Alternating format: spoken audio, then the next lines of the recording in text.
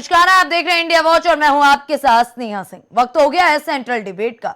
Central debate में आज हम बात करेंगे इंडिया गठबंधन में क्या वाकई बसपा शामिल होगी, एनडीए या इंडिया, किधर जाएंगी मायावती, ये बड़ा सवाल है। मायावती ने पूरी तरीके से एक बार फिर इंडिया में शामिल होने की खबरों को बेबुनियाद बता दिया। ये एजेंडे के तहत हो ही नहीं रहा है, ये तक कह दिया। इंडिया गठबंधन में शामिल होने की खबर को बेबुनियाद बताया गया। सपा नेता रामगोपाल यादव के हवाले से चलाई गई खबर पर बसपा प्रमुख ने अपने इंटरनेट मीडिया अकाउंट पर तीखी प्रतिक्रिया देते मायावती ने कहा कि सपा नेता रामगोपाल यादव के हवाले से बसपा के इंडिया गठबंधन में शामिल होने के लिए मुलाकात पर प्रसारित खबर पूरी तरीके से गलत व बेबुनियाद है। सवाल उठाया गया कि कहीं ये सब किसी एजेंडे के तहत तो नहीं हो रहा। बसपा प्रमुख उस पर भी साफ बोलती नजर आई। सपा पर निशाना साधते हुए कहा कि ऐसी अनर्गल खबर का सपा व उसके नेता द्वारा खंडन नहीं करना यही साबित करता है कि उस पार्टी की हालत उत्तर प्रदेश में काफी बता है। हालांकि हमेशा से 2024 के चुनाव के लिए उत्तर प्रदेश को अहम माना गया। ऐसे में उत्तर प्रदेश की स्थिति क्या होगी? उत्तर प्रदेश में अगर खास तौर पे देखें तो बीजेपी, समाजवादी पार्टी और बसपा के बीच में कहीं ना कहीं ताना बाना बुना जाता है। ऐसे में इंडिया गठबंधन और एनडीए की जब बात हो रही है तो बसपा अभी भी दोनों ही खेमों से दूरी बनाए हुए नजर आ रही। लेकिन कुछ मुद्दे ऐसे होते हैं जब बसपा एनडीए के साथ नजर आती, कुछ मुद्दे ऐसे होते हैं जब बसपा इंडिया के साथ नजर आती। और राजनीतिक विश्लेषकों का यह कहना है कि ये बसपा जिधर भी जाएगी उधर का गेम बन भी सकता है, बिगड़ भी सकता है। अब ऐसे में यह कहना कहीं से भी गलत नहीं होगा कि बसपा पूरी तरीके से मौजूदा समय को पलटने की ताकत रखती है। फिलहाल क्या वाकई बसपा इतनी ताकतवर है और बसपा जिस खेमे में जाएगी उसको इतनी मजबूती मिलेगी? ऐसे तमाम सवाल हैं जिस पर आज हम चर्चा करेंगे और चर्चा के लिए हमारे साथ हमारा एक्सपर्ट पैनल जुड़ चुका है। आइए आपको मिलवाते हैं हमारे एक्सपर्ट पैनल से। बीजेपी नेता विवेक श्रीवास्तव, सामाजिक कार्यकर्ता अजय कुमार, वरिष्ठ पत्रकार सुनील त्रिपाठी, राजनीतिक विश्लेषक अनिल त्रिपाठी, सपा प्रवक्ता रविंद्र सिंह, कांग्रेस प्रवक्ता अभिमन्यु त्यागी। पहले तो आप सभी का इंडिया वॉच में बहुत बहुत स्वागत है। सुनील त्रिपाठी जी, ये बसपा को लेके पूरी तरीके से हर चुनाव में घमासान छिड़ जाता है और इस बार बसपा पहले ही 2024 का चुनाव अलग लड़ने की बात कर चुकी है। लेकिन इसके बीच में कई बार ये खबरें आई कि बसपा एनडीए के साथ जा रही है, बसपा इंडिया के साथ जा रही है। हो क्या रहा है? क्या वाकई बसपा इतनी इंपॉर्टेंस रख रही है क्या? देखिए स्नेहा जी, दलित वोटर को लुभाने के लिए जी सारे राजनीतिक दल लगे हुए हैं। जी आपने भी देखा कि बहन मायावती जी के साथ में दलित पिछली बार आया तो मुख्यमंत्री बनी, फिर उन्होंने नारा दिया, उसके बाद सर्व समाज के नारे के बाद कई वर्ग लोग जुड़े, फिर मुख्यमंत्री हुई। तो दलित वोट तो निश्चित रूप से मायावती जी के साथ जा रहा है और दलित समझ भी रहे हैं कि अब हमारी सुरक्षा केवल बहन मायावती जी कर सकती है। पिछले गठबंधन में देखा आपने, बहुजन समाज पार्टी को गठबंधन करने से बहुत नुकसान हुआ, फांसी पे आ गए। इसलिए कि जो दलित था वो सोचता था कि अब हम वोट दें किसको। जब सपा से गठबंधन हो गया है, सपा से दूरी बनाने वालों की मजबूरी हो गई कि वो अब कहां जाएं, इसलिए उनके सामने मजबूरी थी कि भारतीय जनता पार्टी को सपोर्ट किया और सरकार बन गई जी। मायावती जी एक श्रेष्ठ राजनीतिज्ञ हैं, इसमें कोई संदेह नहीं है। राजनीति करना उनको खूब आता है और दो बार मुख्यमंत्री रही। इस नाते से वो समझ रही हैं कि इस बार गेम लास्ट में खेले हम, जिससे 24 चुनाव तो है ही है, फिर 27 चुनाव यहां भी आ रहा है और बहुजन समाज पार्टी अब फिर उभर के सामने आ रही है। यही कारण है कि मायावती जी एकदम साइलेंट है और जो उनकी समझ में आता है कि भाजपा गलत कर रही तो उसका विरोध करती, कांग्रेस गलत कर रही उसका विरोध करती है। लेकिन हमारा जहां तक अपना अनुमान है, मैं कोई राजनीतिक नहीं हूं, लेकिन बहुजन समाज पार्टी अगर इंडिविजुअल चुनाव लड़ती है तो ज्यादा फायदेमंद है उसके लिए। क्योंकि उसका अपना वोटर तो हाई है, प्लस ब्राह्मण वोट भी है सतीश मिश्रा जी की वजह से, कुछ क्षत्रिय सवर्ण वोट भी है। तो इस नाते से अगर सवर्ण वोट और दलित वोट ये अगर मिल गया, यही मिला तो सत्ता में बहन जी आई थी। तो अगर इस बार भी कहीं ऐसा हो गया तो निश्चित रूप से बहुजन समाज पार्टी के दिन बहुरेंगे। ठीक है जी स्नेहा जी। अनिल त्रिपाठी जी, जब भी चुनाव की बात होती है तो बसपा की बात आमतौर पर चर्चा में आ ही जाती है कि बसपा किस ओर जाएगी। हालांकि जिस तरीके से बसपा ने समाजवादी पार्टी पर बड़ा हमला बोला है और साफ कर दिया है कि हम इंडिया के साथ नहीं जा रहे हैं, क्या लग रहा है इस बार के चुनाव में होने वाला क्या है? देखिए, एक चीज तो आप समझ जी। लीजिए कि राजनीतिक संभावनाओं का खेल है। 2014 में बहुजन समाज पार्टी अकेले चुनाव के मैदान में, लोकसभा के चुनाव के मैदान में गई थी। उसकी सीटों का क्या वो था हिसाब, शून्य। अब जब उसके बाद उसने 19 में गठबंधन किया तो गठबंधन में उसकी सीटों की संख्या क्या हो गई? तो सवाल यह है कि गठबंधन के बिना एक जाति विशेष या दलितों की मसीहा कही जाने वाली मायावती, उनका केवल एक ही बार फार्मूला सही हुआ है, वो 2007 में जी विधानसभा के चुनाव में। इसके बाद फार्मूला उनका सही नहीं हुआ। उनका वोटर बहुत सजग है। अगर सजग नहीं होता तो भाई बाकी जगह जिस तरीके का कांसीराम के पीरियड में सपा और बसपा कहा मिले मुलायम कांसीराम, हवा में उड़ गए जय श्री राम, इसका नारा लगता था जी तब एब्सोल्यूट मेजॉरिटी में सरकार बन गई। वो लोकसभा के चुनाव में वो चीज नहीं दिखाई दी। तो इसका मतलब है कि दलित भी कहीं ना कहीं दूसरे दलों में गया जहां उसके हित थे।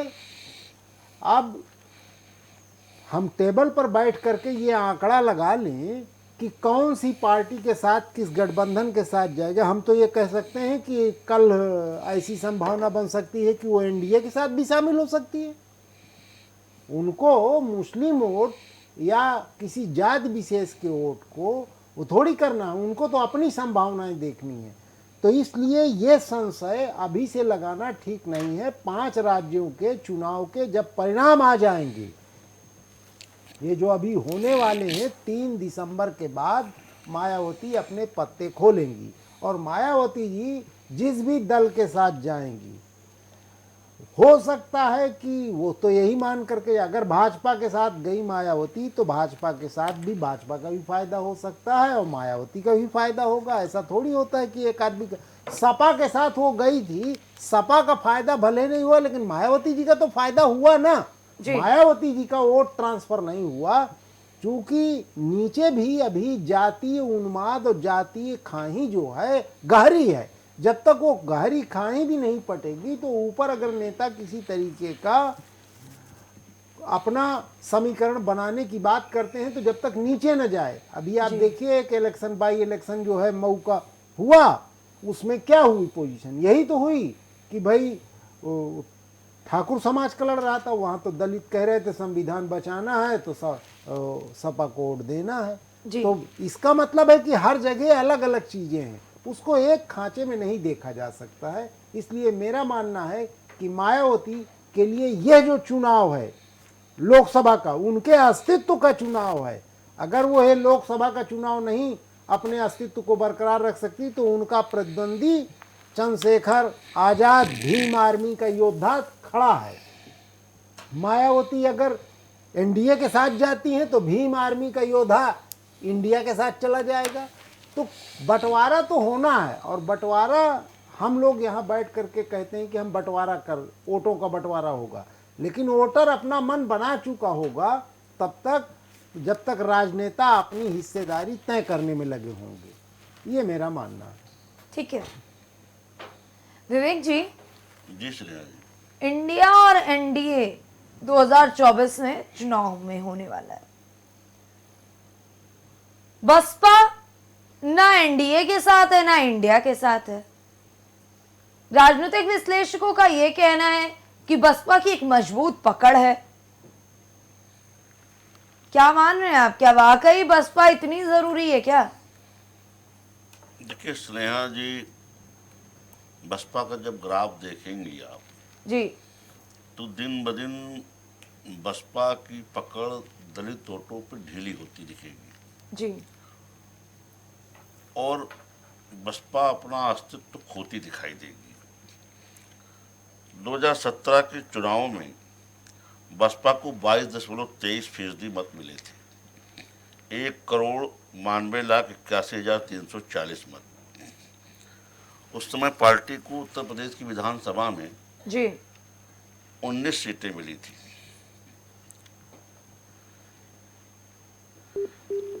यही आकर के 2022 के चुनाव में बसपा को 10% मत कम मिले। ये आंकड़ा सरक करके आ गया 12.9% के लमसम, जी 1,18,73,137 मतों पे, और सीट मिली केवल एक। ये बसपा का विधानसभा में प्रदर्शन है। अभी अनिल जी जो कह रहे थे कि जब जी। सपा से गठबंधन हुआ तो सपा तो 5 के 5 रह गई, बसपा 0 से 10 हो गई। जी इससे मतलब साफ है कि समाजवादी पार्टी के वोटरों ने तो वोट दिया बहन जी जी को, लेकिन बहन जी का जो वोटर है उसने समाजवादी पार्टी को वोट देना मुनासिब नहीं समझा। उसकी ज़मीनी हकीकतें हैं, ज़मीन पे जो स्थिति है, जी उस दबंगई, उस गुंडई का सीन आप देवरिया में देख सकती हैं। उस पर बहुत चर्चा का विषय नहीं है भी आपका। अब जो चंद्रशेखर का नाम लिया अनिल जी ने, मुझको नहीं लगता भी चंद्रशेखर कोई मायावती जी के लिए चुनौती है। मायावती जी का एक लंबा चौड़ा अनुभव है राजनीति का। उन्होंने अखिलेश से मदद भी ले ली और परिणाम आते ही अखिलेश को झटक भी दिया और बता भी दिया कि दलित समाज गेस्ट हाउस कांड को भूल नहीं सका है। जी ये मायावती जी की कलाबाजी है जो समय समय पर अपने राजनीतिक प्रतिद्वंदियों को दिखाती रही, हमें भी दिखा चुकी है, हम उससे इनकार नहीं करते। तो ले दे करके यही बात अभी इसमें चर्चा की है कि मायावती जी पत्ते कब खोलेंगी। तो ये सही बात है कि मायावती जी 3 दिसंबर के बाद ही पत्ते खोलेंगी। हाँ, ये सत्य है कि जो उत्तर प्रदेश में 3 करोड़ के लमसम जी दलित वोटर हैं,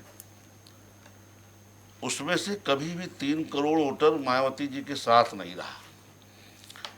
1,18,00,000 की अब उनकी हैसियत इस दलित वोटों में रह गई है। बाकी दलित मत उनसे सरक चुका है और ये वो मत जो सरका है वो निसंदेह भारतीय जनता पार्टी के पास आया है, जिससे भाजपा की ताकत बढ़ी है। जी वो अन्य कहीं नहीं गया है। मैं इस बात से भी सहमत हूँ। ऐसे में मायावती जी को अपना अस्तित्व बचाए रखने के लिए कुछ ना कुछ फैसला तो लेना पड़ेगा। वो फैसला टाल सकती हैं, लेकिन उन्हें कोई न कोई फैसला 3 दिसंबर के बाद करना पड़ेगा। जी नहीं वो अपनी जो रही सही राजनीतिक स्थिति है उससे भी हाथ धो बैठेंगे। ठीक है अजय जी, जी बसपा आखिरकार अभी तक अलग ही चल रही है। क्या बड़ी वजह है जिसकी वजह से बसपा अभी भी अपने पत्ते नहीं खोल रही है? क्या वाकई बसपा 5 राज्यों में होने वाले चुनाव के परिणामों का इंतजार कर रही है? देखिए स्नेहा जी, जी बहन मायावती जी अपने जो राजनीतिक उनको पाना था जी उत्थान वो पा चुकी हैं। अब वो केवल अपने राजनीतिक मुकाम को बचाए रखने के लिए एक क्षुद्र प्रयास कर रही हैं, क्योंकि लगातार आप देखते चलिए बहन जी कभी चुनाव को फेस नहीं करती। चुनाव से वो घबराती हैं, चाहे लोकसभा हो चाहे विधानसभा हो। जी इसीलिए वो राज्यसभा को भी अवॉइड करती हैं कि कहीं समाज के मुद्दों को वो सदन के अंदर न रखना पड़े।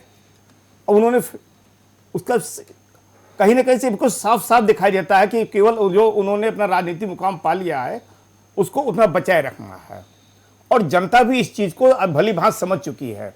लेकिन उनके दौर की जो पब्लिक है, जो दलित कैडर है, वो अभी तक उस चीज को समझ नहीं पा रहा है, और अभी तक उनसे वो चूंकि मानवर साहब के साथ जुड़ा हुआ था तो उसकी भावनाएं अभी वहां जुड़ी हुई हैं, और लगातार आप देते जाइए। आज स्थिति ये है कि उत्तर प्रदेश में इनका, जहां पर वे लगातार मुख्यमंत्री बन रही थी, आज वहां पर केवल एक विधायक है। लोकसभा की स्थिति भी कमोबेश बहुत ही खराब चल रही है। आज उनके यहाँ केवल पूरे ऑल इंडिया में 7 सांसद हैं। ये क्या है? ये अपने समाज के मुद्दों को वो रखना नहीं चाहती, 10 अपने समाज के मुद्दों को रखना नहीं चाहती। जी। तो जनता फिर जो नया कैडर जो आ रहा है समाज का, जो नई उम्र के लोग आ रहे हैं, इस बात को वो भली भांति समझ रहे हैं, और इसीलिए वो कहीं ना कहीं से वो अन्य राजनीतिक दलों में, और अगर वो अपना कैडर नहीं छोड़ना चाहते हैं तो चंद्रशेखर की ओर ट्रांसफर हो रहे हैं। तो मैं, जहां तक मेरा अनुमान है, तो मैं नहीं समझता कि बहन जी वास्तव में, और इसीलिए अपने पत्ते नहीं खोल रही हैं वो, तो मैं नहीं समझता कि वो वास्तव में वो चुनाव को फेस सीरियसली करना भी चाहती हैं। ठीक है, अभिमन्यु त्यागी जी, अभिमन्यु त्यागी जी, जिस तरीके से लगातार इंडिया से दूरी बनाते हुए बसपा नजर आ रही है, अगर 3 दिसंबर की इंतजार कर रही है बसपा, तो क्या इसके बाद इंडिया के करीब आएंगी क्या बसपा? क्या लग रहा है, क्या कह रहे हैं आप लोगों का अनुमान?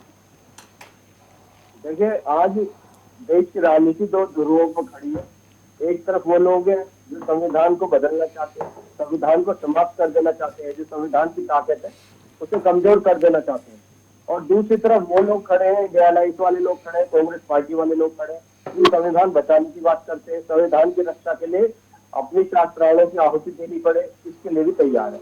तो अब ये तय मायावती जी को करना है कि वो किस तरफ खड़ा होना चाहती है। उन लोगों के साथ, उन लोगों की मदद करते हुए दिखना चाहती है जो संविधान को बदल देने की बात खुले मन से करते हैं, या उन लोगों को साथ देना चाहेंगी जो लोग संविधान को बचाने की बात करते हैं। देखिए, निश्चित तौर पर बसपा कैडर की पार्टी है, और देश की बड़ी नेताओं में शामिल बहन मायावती जी भी है। अगर वो इंडिया अलायंस में आएंगी तो निश्चित तौर पर उनका स्वागत किया जाएगा। लेकिन अब ये तय खुद बसपा को करना है, मायावती जी को करना है कि वो किस छोर में खड़े रहना चाहती है। वो संविधान बदलने वाले जो विचारधारा है, संविधान को खत्म करने वाली विचारधारा, उनके सहयोगी के तौर पर खड़ी रहना चाहती है, या संविधान को बचाने वाली, संविधान की रक्षा करने वाली इंडिया अलायंस कांग्रेस पार्टी के साथ खड़े रहना चाहती है। जी सुनील जी, जी अभी लगातार 5 राज्यों में चुनाव होने हैं, उनमें कई राज्यों में बसपा चुनाव मैदान में भी है, लेकिन जिस तरीके से इंडिया को लेकर के बसपा का ये ताजा बयान सामने आया है कि समाजवादी पार्टी अनर्गल बयान देती है, क्या लग रहा है आपको? देखिए स्नेहा जी, जी, मायावती जी ने जरूर आभास किया होगा कि जब हम किसी पार्टी में जा नहीं रहे हैं और इस तरह से प्रोपोगंडा समाजवादी पार्टी या इंडिया द्वारा बनाया जा रहा है, इसीलिए उन्होंने खंडन किया इस बात का।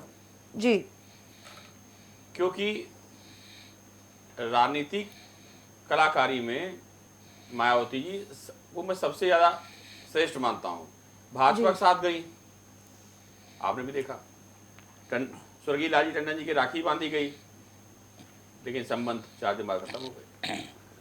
सपा में गई तो बीवी जी सही कर रहे हैं कि वहां से भी कुछ फायदा हुआ, किनारे हो गए। तो वो एक श्रेष्ठ राजनीतिज्ञ हैं, और वो समझ रही, चूंकि बसपा का वास्तव में अस्तित्व दिन पर दिन गिरता जा रहा है, उस अस्तित्व को और अपना अस्तित्व अगर बचाना है तो कहीं न कहीं वो ये चीज देख करके निर्णय लेंगी कि 5 विधानसभा चुनावों में क्या पोजीशन रही है, और उसके बाद ही कोई उनको निर्णय लेना होगा। जो त्रिपाठी जी के दलित वोट देखिए, नरेंद्र मोदी जी का ऐसा चेहरा भारतीय जनता पार्टी ने प्रस्तुत किया, स्नेहा जी, उसकी वजह से भारतीय जनता पार्टी में दलित भी आया, समाज के लगभग सारे वर्ग केवल नरेंद्र मोदी जी के साथ जुड़े और भारतीय जनता पार्टी सरकार उत्तर प्रदेश से लेकर दिल्ली तक बनी। अब कुछ परिस्थितियां ऐसी आ रही हैं बीजेपी सरकार से कि दलित भी कहीं न कहीं प्रभावित हो रहा है।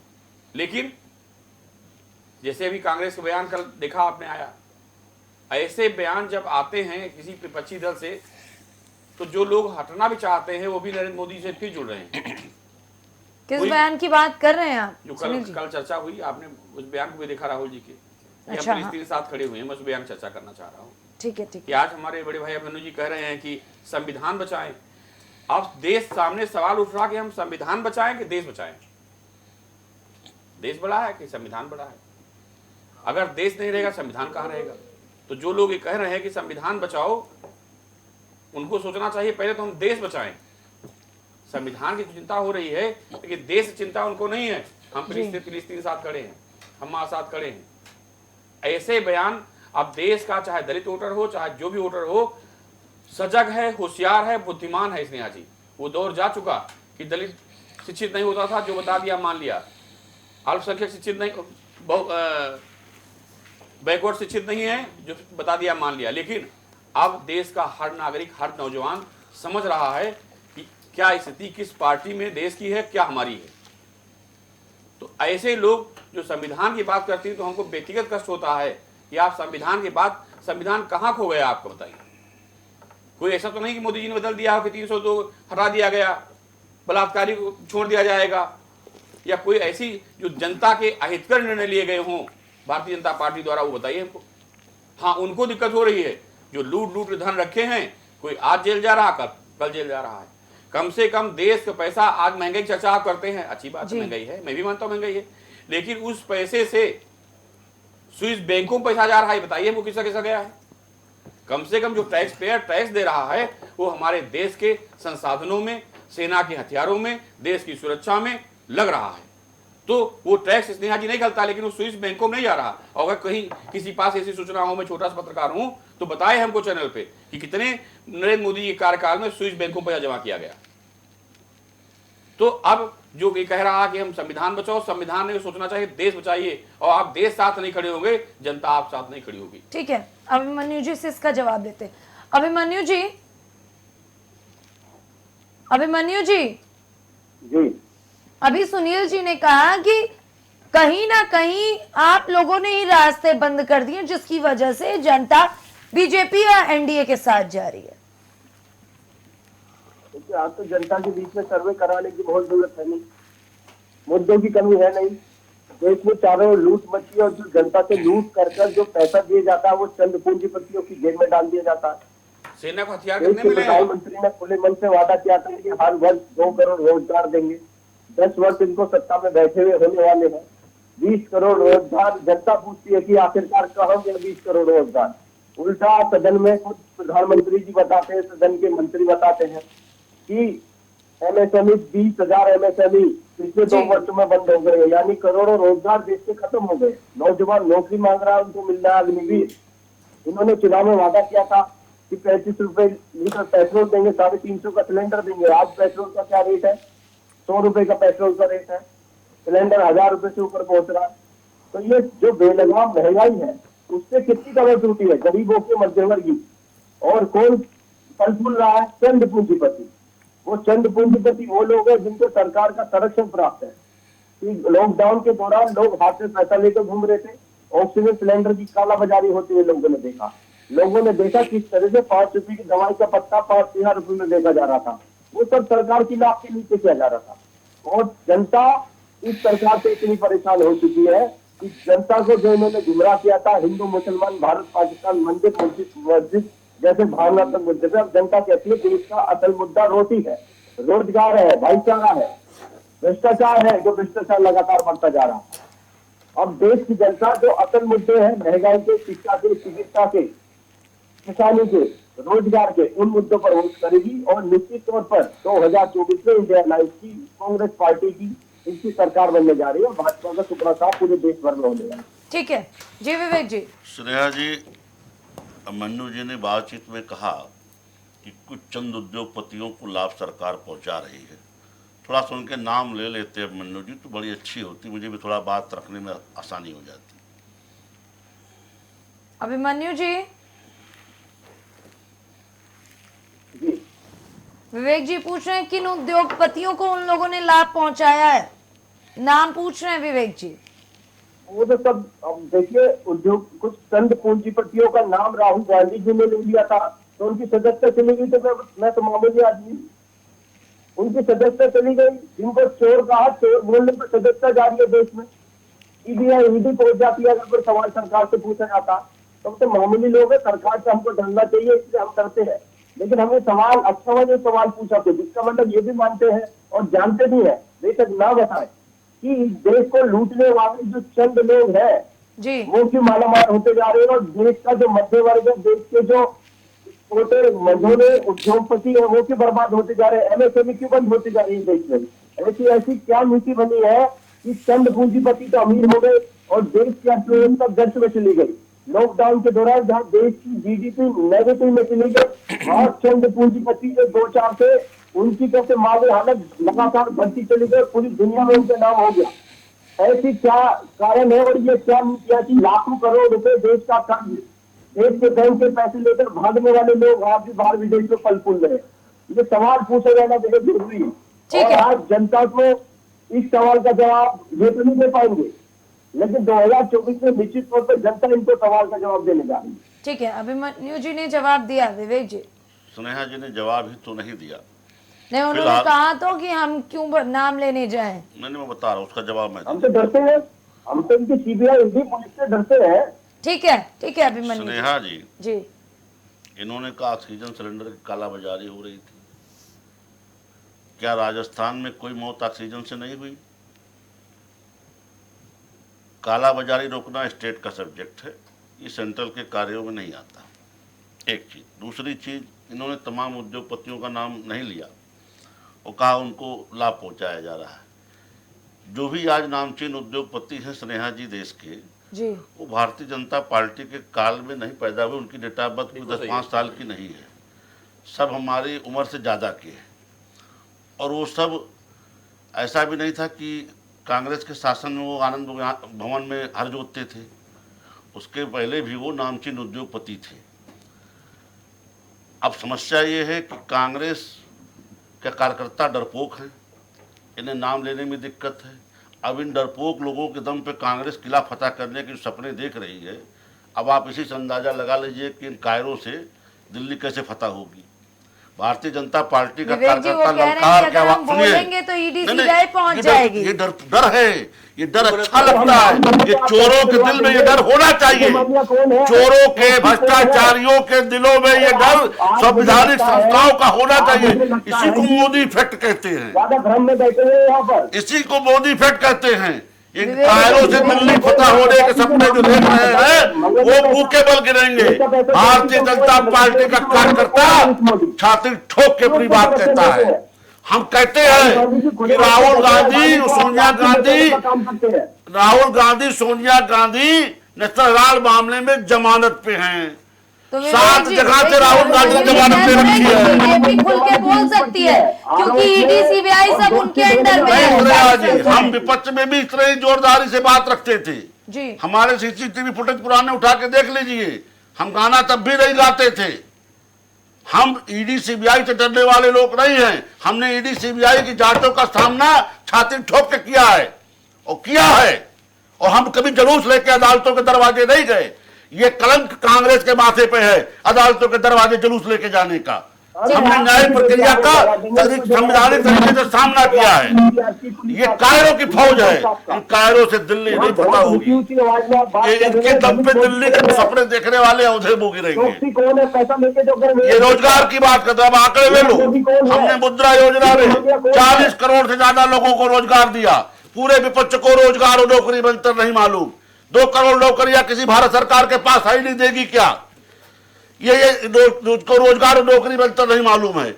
अब अगर राहुल गांधी को लोग पप्पू कहते हैं तो इनको दर्द होता है। अरे क्या बकवास कहते हैं आप इससे? भाई जब तुम्हें रोजगार नौकरी बनकर नहीं मालूम तुमको लोग पप्पू तो कहेंगे। स्नेहा जी के हम लोग मुद्दों से भटक नहीं रहे हैं। श्रेया जी, मोदी जी जब आपको रोजगार नौकरी मंत्री नहीं मालूम है तो आप क्या बात करोगे? अजय जी, असल में दिक्कत क्या है कि जब 2024 की बात होती है तो जितना पार्टियां अहम रखती हैं रोल, उतने ही मुद्दे भी अहम रोल निभाते हैं जी। तो पार्टियों से बात होते होते हमारे राष्ट्र प्रवक्ता कहीं ना कहीं पहुंच जाते हैं मुद्दों तक। जनता को ये क्या दिखा रहे हैं कि जिस प्रकार से यहां लड़ रहे हैं, जनता इन पे कैसे भरोसा करेगी? ये देश के लिए क्या करेंगे? एक छोटी सी डिबेट में अगर इस प्रकार से मैं देख रहा हूं लड़ रहे हैं, स्नेहा जी, अपने मुद्दों के, दोनों लोग अपने अपने मुद्दों से भाग रहे हैं, तो जनता वो तो जनता से लेना है ना किस इनको। मुद्दे से हम भाग रहे हैं जरा बताएं आप। बात रखने के लिए बात मत रखिए, किस मुद्दे से भाग रहे हैं जरा बताइए आप। किस मुद्दे से बात चल रही बताइए। थी? किस मुद्दे से बात चल रही थी? जिस बात कहां मुद्दे पहुंची? पे कांग्रेस बात करे उसके जवाब हम नहीं देंगे तो आप देंगे क्या मेरी जगह? आपको तो बसपा की सदस्य संख्या नहीं मालूम है, 10 को 7 बताते हैं। ये आंकड़े में जवाब हम नहीं देंगे तो आप देंगे मेरी जगह क्या? बसपा कांग्रेस प्रवक्ता को जवाब हमने आंकड़े बताए नहीं है। शांत रहिए, आप मेरी जगह जवाब नहीं देंगे, जवाब मुझे देना पड़ता है। अजय जी, अभिमन्यु जी, ठीक है। सुनील जी, जी, बात हो रही थी आज कि बसपा क्या वाकई इतना अहम रोल निभाती है, और बसपा से बात करते करते हम चुनावी मुद्दों तक पहुंच गए।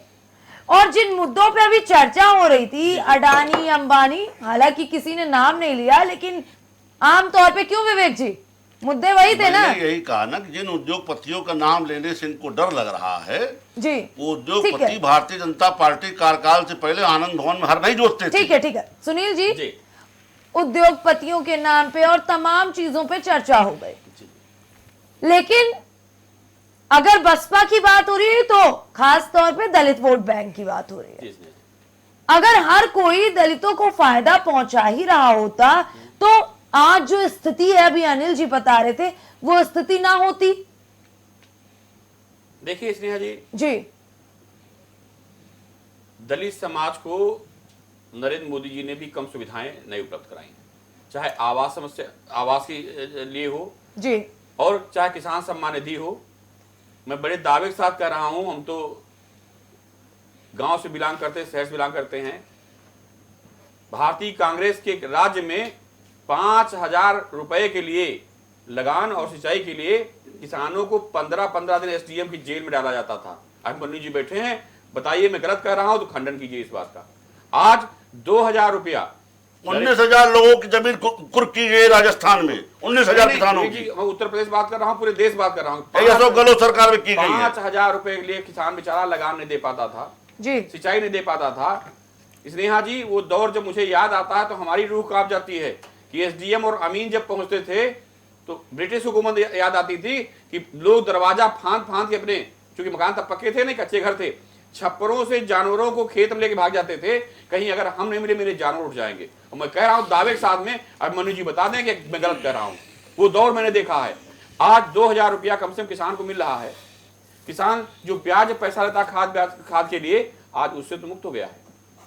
मैं पक्ष नहीं ले रहा हूं इस बात के लिए। जैसे अखिलेश जी ने लगान माफ किया, सिंचाई माफ किया तो हर आदमी कहेगा क्या हम कहेंगे नहीं माफ किया उन्होंने, या कोई पत्रकार कहेगा नहीं माफ किया। अगर आपने जनता के लिए अच्छे कार्य किए हैं तो झूठा कोई नहीं कह सकता है।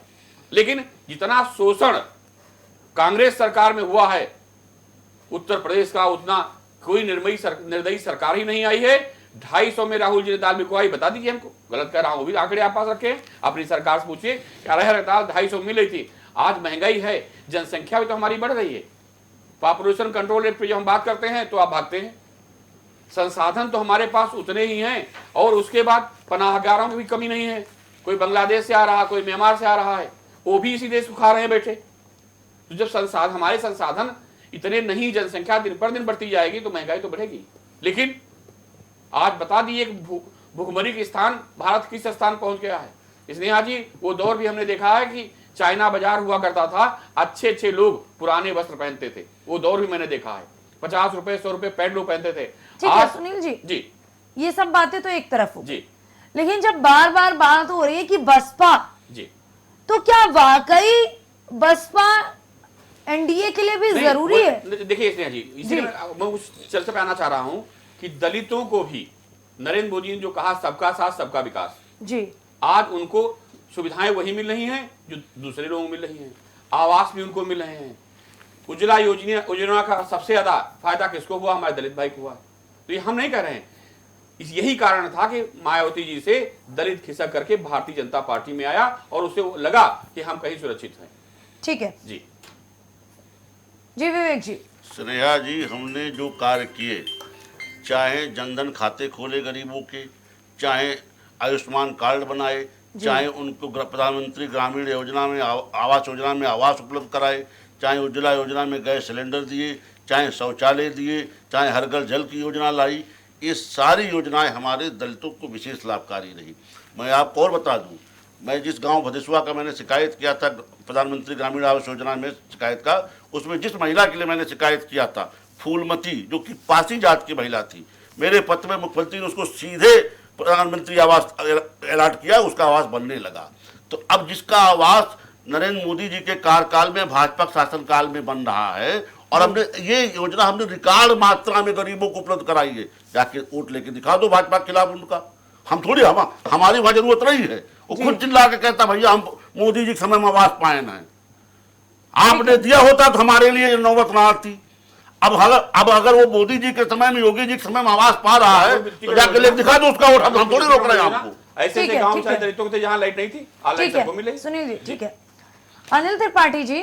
जी बीजेपी सबका साथ सबका विकास, इंडिया कहीं ना कहीं पीडीए का फॉर्मूला, बसपा अपने अलग वोट बैंक की बात कर रही है। क्या लग रहा है, क्या वाकई अगर बसपा चाहे एनडीए के साथ जाएगी या इधर इंडिया के साथ आएगी तो किसी का वोट बैंक सरकेगा क्या? ये मैंने पहले भी आपसे कहा था कि राजनीति संभावनाओं का खेल है। बिल्कुल। और अगर वर्तमान सरकार सब कुछ अच्छा ही कर रही होती जी। तो बाकी तो सभी लोगों को बैठ जाए खत्म हो जाना चाहिए था। तो उसमें कुछ लोग तो खत्म नहीं हुए ना, बहुत से लोग बढ़ भी गए। भाई समाजवादी पार्टी उत्तर प्रदेश में बढ़ गई, समाजवादी और मायावती के गठबंधन से मायावती जो शून्य पर थी 10 सीटें पा गई। तो सवाल ये है कि कोई आदमी ठेकेदार तो बन सकता है। बहुजन समाज पार्टी के पास दलितों का अधिकांश मात्रा में मत है जी, जो धीरे धीरे घटा है। और वर्तमान जो सरकार है वो उस सरकार के पास भी अपने शासनकाल की तमाम सी अनुपयोगी चीज़ों की वजह से जो जनता में उसके प्रति थोड़ा बहुत भी नकारात्मक सोच बढ़ी है, उसको फुलफिल करने के लिए राजनीतिज्ञ करते हैं। फुलफिल करने के लिए वो चाहेंगे कि मायावती भी हमारे गठबंधन में शामिल हो जाए। अगर मायावती उनके गठबंधन में शामिल नहीं होंगी तो अगर उनका जो लक्ष्य है उस लक्ष्य पर तो निरंतर चलेंगे ना। उसी लक्ष्य पर बहुजन समाज पार्टी अगर सिंगल लड़ती है तो बहुजन समाज पार्टी का नफा नुकसान बहुजन समाज पार्टी को देखना होगा।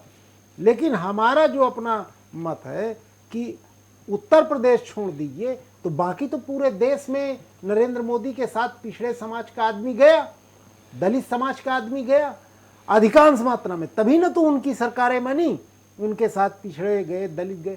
इसके पहले कांग्रेस के साथ तो मायावती के सामने जो सबसे बड़ी दुविधा है कि अगर वो कांग्रेस के साथ जाती है तो कांग्रेस का ही तो वोट उसके पास आया, भाजपा के साथ जाती है तो भाजपा उसके वोट को खा जाएगी जी। संभावनाएं तो उसी के पास अधिक है जी। तो जिसके पास गद्दी होगी, ताकत होगी, वही उसको खाएगा। स्टेट गेस्ट हाउस कांड के बाद मायावती को तत्काल चीफ मिनिस्टर बना देने वाली भारतीय जनता पार्टी जैसे वो चीफ मिनिस्टर बन गई, इसके बाद कुछ समय के बाद उन्होंने बीजेपी को किक बैक कर दिया। सवाल ये है कि राजनीति में संभावनाएं कब बनती हैं, कब बिगड़ती हैं। राजनीति संभावनाओं का खेल है। मायावती जो, जैसा मेरा मानना है, मायावती किसी न किसी गठबंधन में शामिल निश्चित होंगी और मेरी जो संभावना है वो एनडीए में शामिल होंगी। वो इंडिया गठबंधन के साथ नहीं जाएंगी। एनडीए के साथ शामिल होने से उनको ज़्यादा, जो मैं अपनी संभावना, एनडीए के साथ जाने में उनको संभावना ज़्यादा है। कांग्रेस तो उनको खा जाएगी पूरी तरीके से, बीजेपी खाएगी लेकिन उनको बनाए रखेगी। बीजेपी उनको खाएगी, उनके मतदाताओं को खाएगी लेकिन उनको बनाए रखेगी।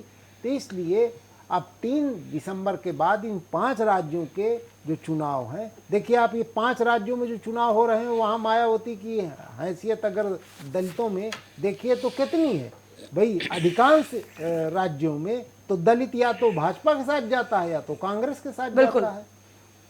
कहीं क्षेत्रीय दल हैं, तो जैसे तमिलनाडु में है कि AIADMK जो है वो है कांग्रेस के साथ, तो उसके साथ दलित है, चूंकि वो दलित आइकॉन है, इसीलिए तो वहाँ इस तरीके की बात। तो हमारा मानना यह है कि उत्तर प्रदेश में मायावती अगर सिंगल चुनाव लड़ती है तो उससे इंडिया गठबंधन का नुकसान तो होगा, लेकिन भारतीय जनता पार्टी का उतना नुकसान नहीं होगा जितना इंडिया का होगा। और अगर वो इंडिया गठबंधन के साथ जाती है तो फिर तो इंडिया गठबंधन के लिए तो बड़ी खुशखबरी हो जाएगी। तब तो उनके पास एक 12% का, 10 से 12% का एक थोक वोट चला जाएगा, तब इनके लिए मुश्किल होगी। और फिर इस चुनाव में किस तरीके से ये गठबंधन में शामिल हो, उसके लिए साम दाम दंड भेद सभी राजनीतिक दल इस्तेमाल करते हैं, तो वो भी इस्तेमाल करेंगे।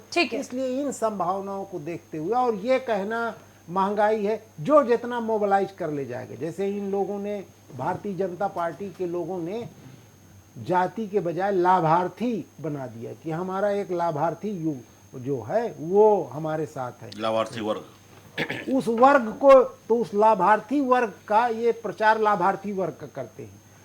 आज तक न इंडिया गठबंधन न कांग्रेस इन लोगों ने कि देश में महंगाई है, बेरोजगारी है, ये दरवाजे दरवाजे उस चीज को कह नहीं पाए। और जो व्यक्ति अपनी बात कन्वे नहीं कर पाएगा, जैसे आम आदमी पार्टी ने दिल्ली में अपनी बात दरवाजे दरवाजे तक कह ली, जिसकी वजह से भारतीय जनता पार्टी अपनी बात नहीं समझा पाई और 2-3 बार से वहां सत्ता में नहीं आ पा रही। तो जब तक ये लोग कर नहीं पाएंगे तब तक इनको 2024 के चुनाव में मायावती भी इनके साथ खड़ी हो जाए तो सफलता मिलेगी। अब ये तो भाई मैं भविष्यवक्ता नहीं हूँ, लेकिन मुझे नहीं दिखता।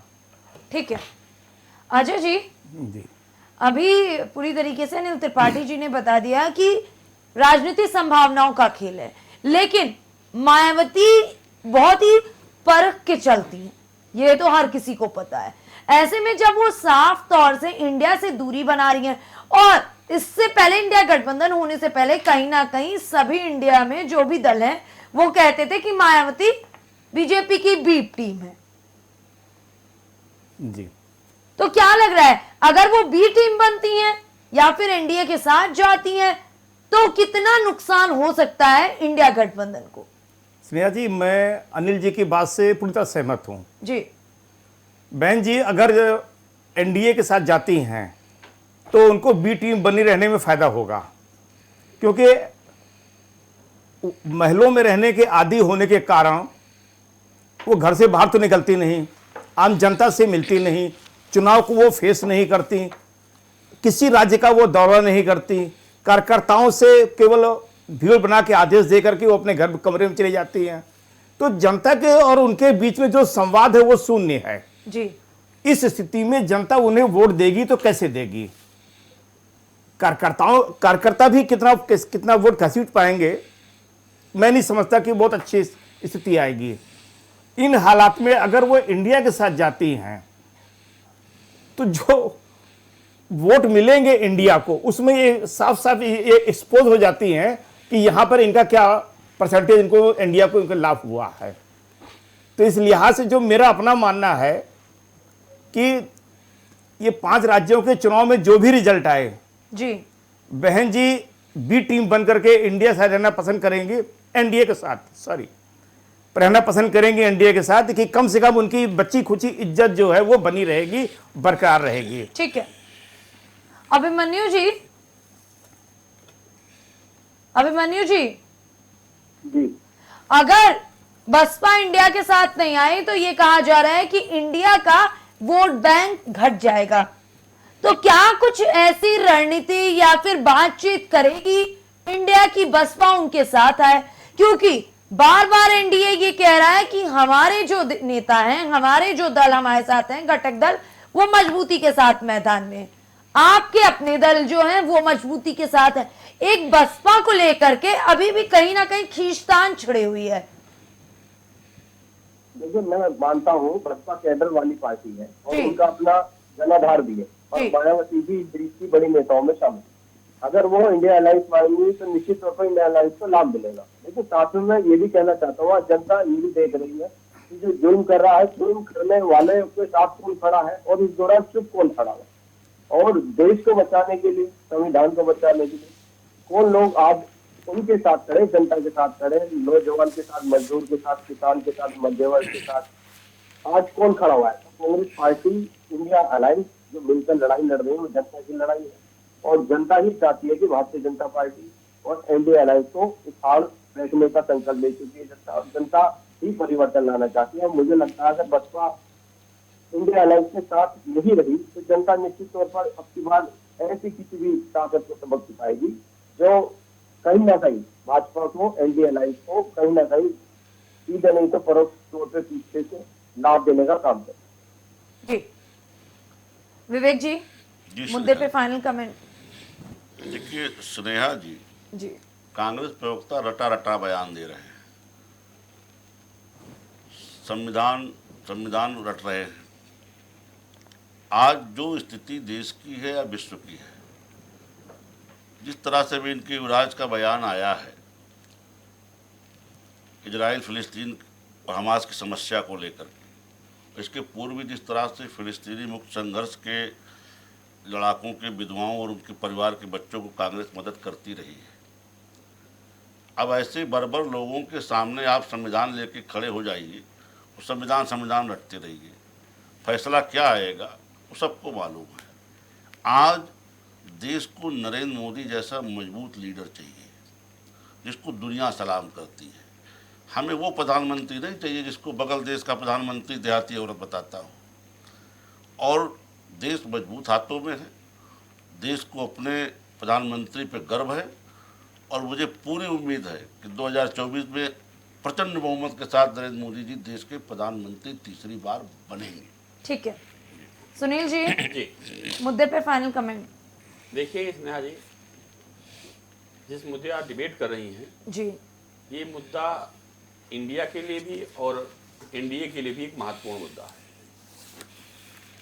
मायावती जी परिपक्व राजनीतिज्ञ हैं, क्या निर्णय लेती हैं ये तो हम भी नहीं जान सकते हैं और उनके सहयोगी भी नहीं जान पाते हैं। जो साथ रहने वाले लोग भी हैं वो भी मुख्यमंत्री, पूर्व मुख्यमंत्री को आकलन नहीं कर पाते हैं कि मायावती जी क्या निर्णय लेने जा रही हैं। भाजपा से संबंध टूटे, अच्छे राजनीतिक नहीं जान पाए कब संबंध खराब गए और भारतीय जनता पार्टी को बहुजन समाज पार्टी से हाथ मिलाने में नुकसान भी हुआ। विवेक जी बैठे हैं, वरिष्ठ नेता हैं, अगर भारतीय जनता पार्टी बहुजन से हाथ न मिलाती तो ये स्थिति उसकी उस समय न होती। अब आने वाले समय में क्या ट्रंप खेलती हैं मायावती जी, ये तो भविष्य गर्त में है और 3 दिसंबर के बाद ओपन हो जाएगा। ठीक है, अभिमन्यु जी मुद्दे पे फाइनल कमेंट। देखिए हमारा कहना है और मानना भी है कि कांग्रेस पार्टी इंडिया अलायंस मजबूती के साथ जनता के जो मुद्दे हैं, असल मुद्दे हैं, उनके साथ मैदान में है।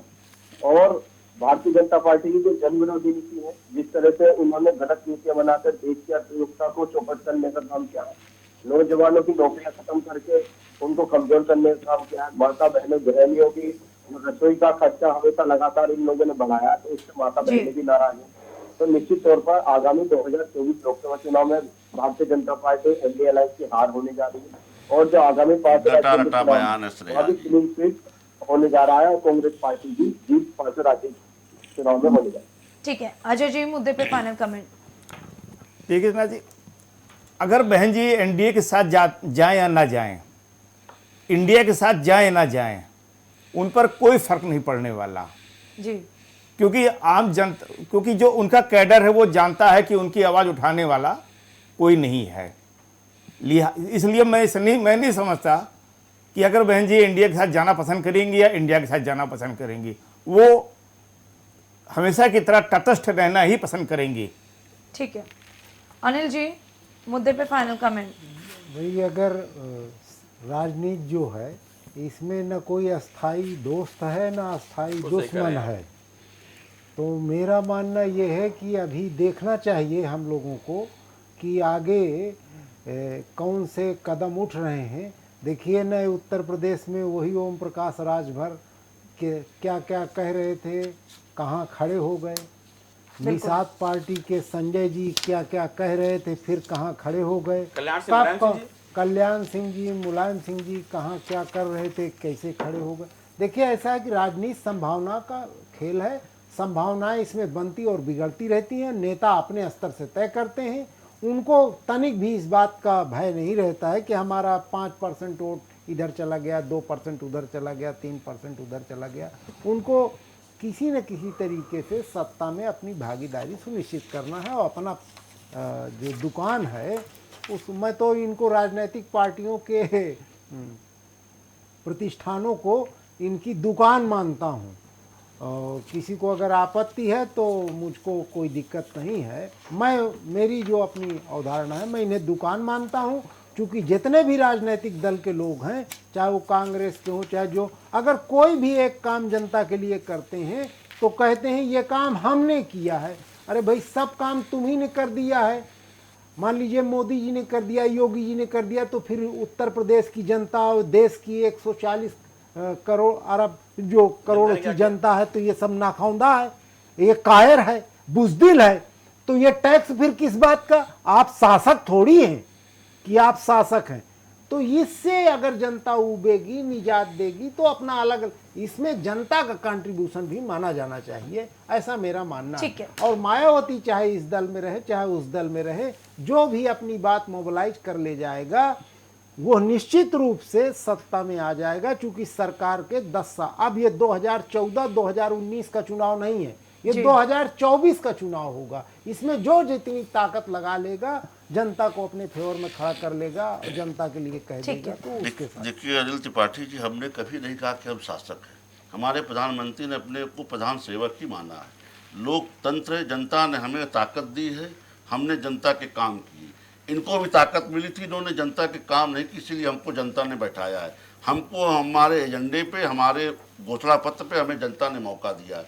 हम अपने एजेंडे के आधार पे, राष्ट्रीय मुद्दों पे और जनता के लिए काम कर रहे हैं। आज हमने अगर रिकॉर्ड मात्रा में गरीबों को आवास मुहैया कराया है और एक लाभार्थी वर्ग उससे डेवलप हुआ है, तो ये वो हमारी ताकत है और हम उसकी ताकत। ठीक है, फिलहाल हमारी चर्चा में बस इतना ही। आप सभी का बहुत बहुत धन्यवाद। एक बार फिर से बता दें कि एनडीए या इंडिया, किधर जाएंगी मायावती, ये सवाल अभी भी हर किसी के मन में। लेकिन क्या वाकई मायावती का इन दोनों दलों में जाने का सिर्फ एक ही वजह है कि वो वापस सत्ता में आना चाहती? अगर ऐसा होता है तो उनका जो भी फैसला होगा वो तो आने वाले वक्त में ही पता चलेगा। फिलहाल 3 दिसंबर का हर किसी को इंतजार है, क्योंकि उम्मीद है कि 3 दिसंबर के बाद स्थिति साफ होगी। ऐसे तमाम मुद्दों पर चर्चा परिचर्चा देखने के लिए बने रहे इंडिया वॉच के साथ।